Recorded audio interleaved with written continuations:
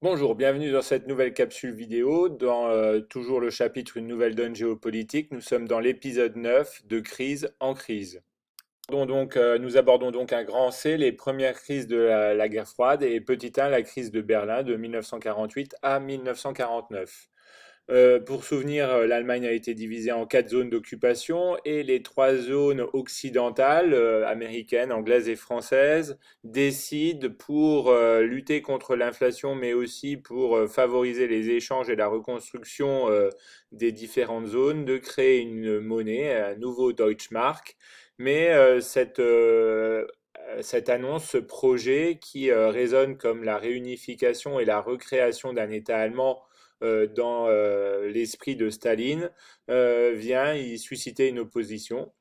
Donc Staline décide de déclarer un blocus, de couper l'alimentation en électricité et d'interdire la circulation terrestre à Berlin-Ouest. En effet, Berlin se trouve être une enclave dans la zone d'occupation soviétique.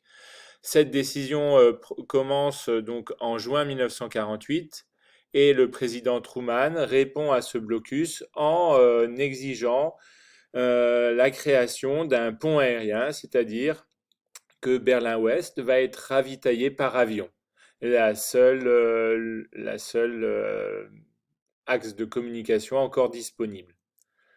Pendant près d'un an, Berlin va être donc ravitaillé tous les jours par des avions et je vous renvoie vers une petite archive des actualités françaises sur l'UMNI que j'ai mis sur le site Moodle de la classe.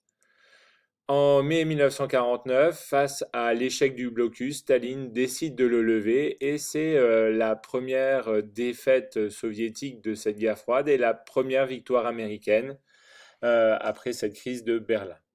Deuxième crise de ce début de guerre froide, la guerre de Corée de 1950 à 1953.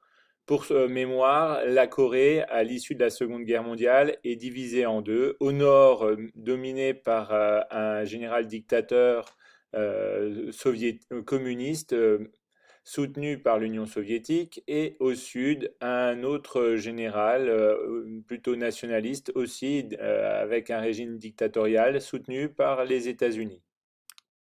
Staline, qui souhaite menacer les positions américaines au Japon et concurrencer et menacer aussi l'influence chinoise montante, pousse la Corée du Nord à déclarer la guerre et à essayer de réunifier le pays autour de cette dernière.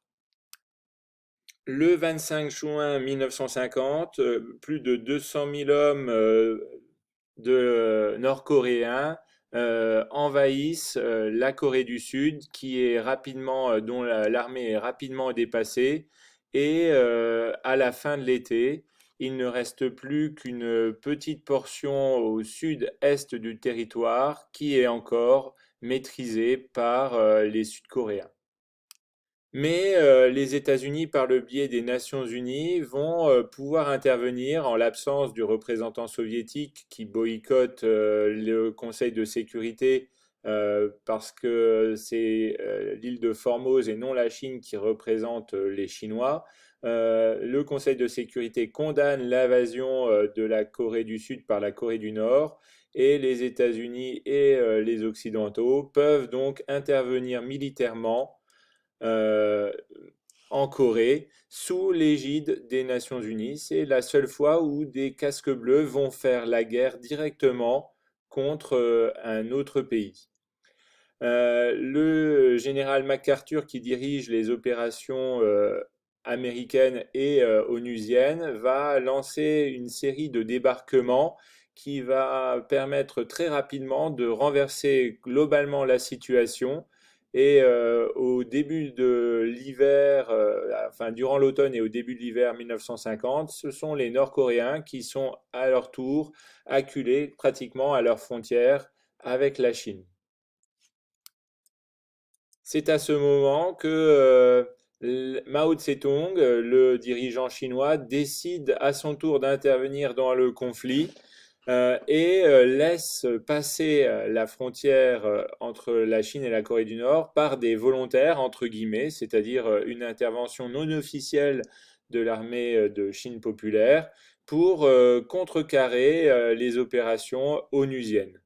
Il y a donc là l'apparition d'un nouvel acteur, la Chine, dans la guerre de Corée. C'est aussi à ce moment-là, au début de l'année 1951, qu'un débat oppose le président Truman au chef des opérations MacArthur qui, face à la pression chinoise, réclame la possibilité de bombarder les principales villes chinoises avec des bombes atomiques. Le président Truman s'oppose à ce projet car, évidemment, il craint un processus qui mènerait à une troisième guerre mondiale. Finalement, grâce à des renforts, les opérations vont s'équilibrer autour de ce qu'on appelle la ligne de démarcation. Euh, on le voit, le 27 juillet 1953, une demande d'armistice est demandée et signée à Panmunjom et fixe les frontières pour longtemps, jusqu'à aujourd'hui, entre la Corée du Nord et la Corée du Sud. Comment se déroulent et se concluent les premières crises de la guerre froide?